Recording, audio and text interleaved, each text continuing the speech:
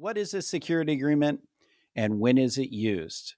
There's a lot of confusion regarding security agreements. So I'll be talking to investors or others about using a security agreement, and they'll say, well, what's a security agreement? What does that even mean? And so the explanation is basically a security agreement is a document used to create a lien against personal property. So when we talk, for example, real estate or real property, there's two types of documents that we use to create liens against real estate. The first is a mortgage. So in states where mortgages are used, you would have the owner of the real estate sign a mortgage, and then you would record the mortgage. And in states where deeds of trust are used, like here in Arizona, you would have a deed of trust. That's the second document to create a lien against real estate. And the owner of the property would execute a deed of trust, and you would record the deed of trust, and that would create a lien.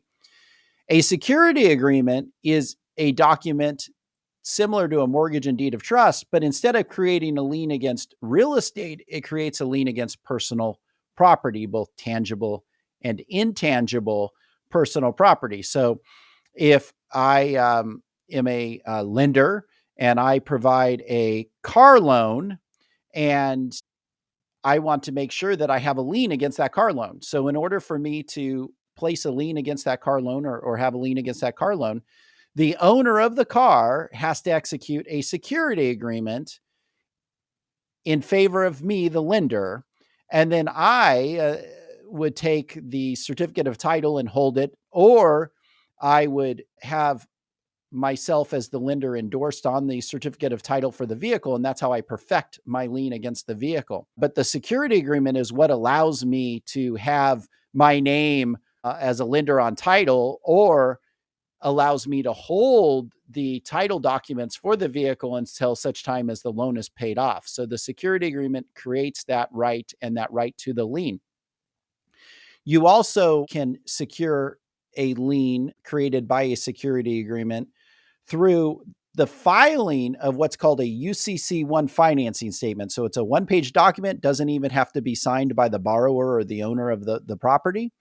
And it can then be filed with the Secretary of State of the state where the property is located. So you file that with the Secretary of State, and that then gives notice to the world of the fact that you have this lien against that property. But you can't go and just file a UCC-1 financing statement without having a security agreement that basically says, yes, you can have a lien against this personal property of mine and record a UCC-1 financing statement.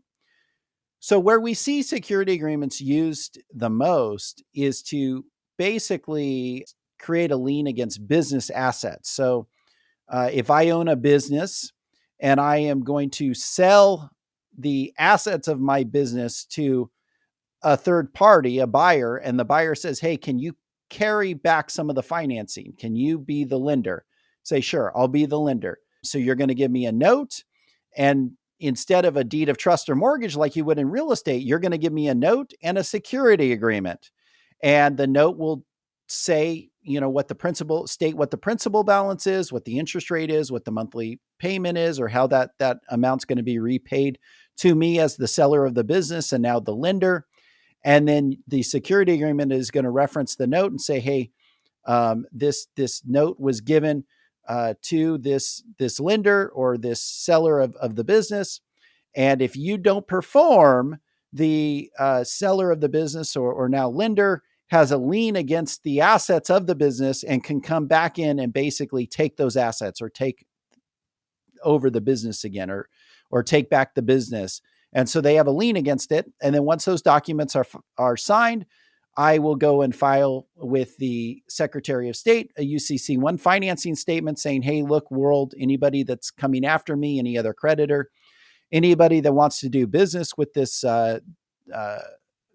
new business owner, be aware that I have a lien against the assets. And if the new business owner doesn't pay my loan as agreed, I can come in and take over those assets. So that is a security agreement. It's used to create a lien against personal property, and it's a very similar document to a deed of trust or mortgage, which are used to create liens against real estate.